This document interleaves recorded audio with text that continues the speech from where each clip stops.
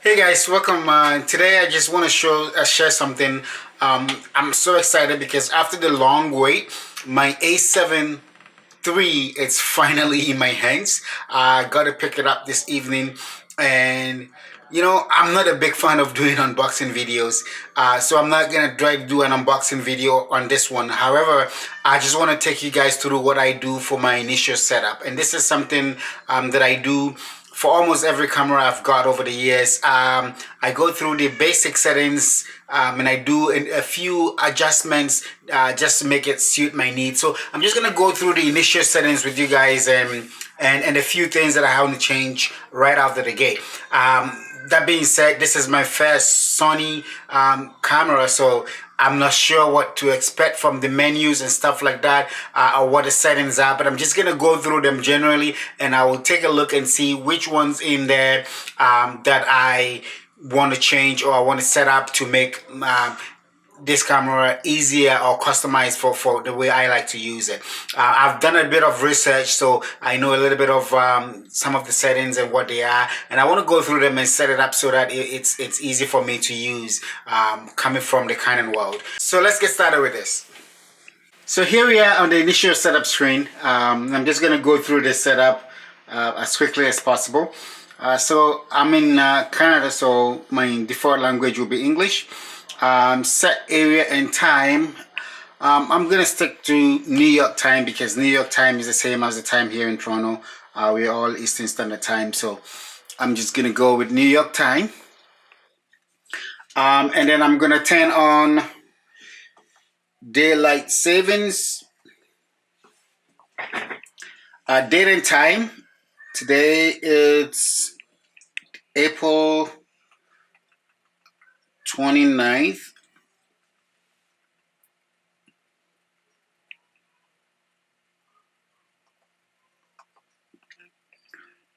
It's 9:28 p.m.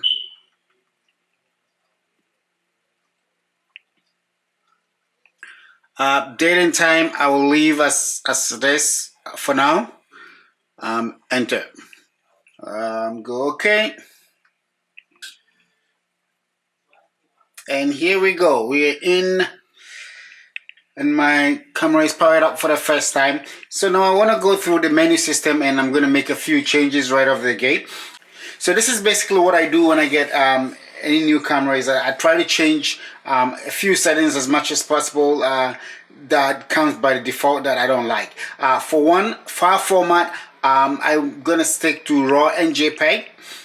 This camera has two SD card slots, so I usually will shoot JPEG to one card and RAW to the other card, just for redundancy and for the sake that if I ever had one card failing, at least I have a backup on the other card in JPEG format.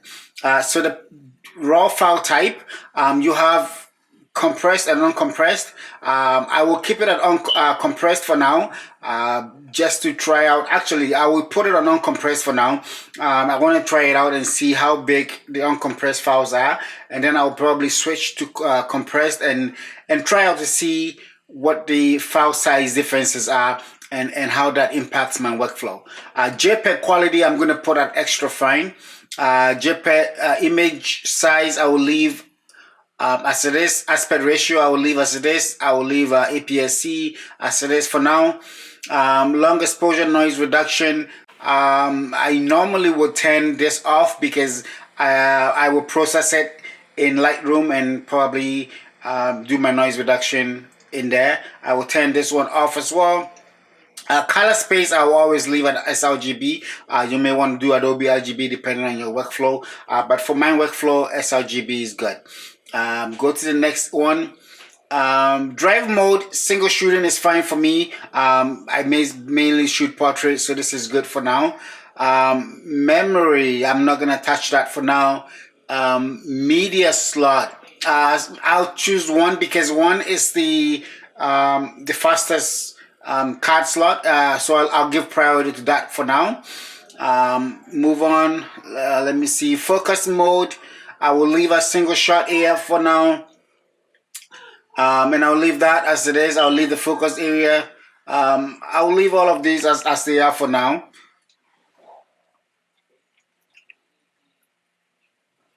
Um, the other thing I want to turn off is AF with shutter.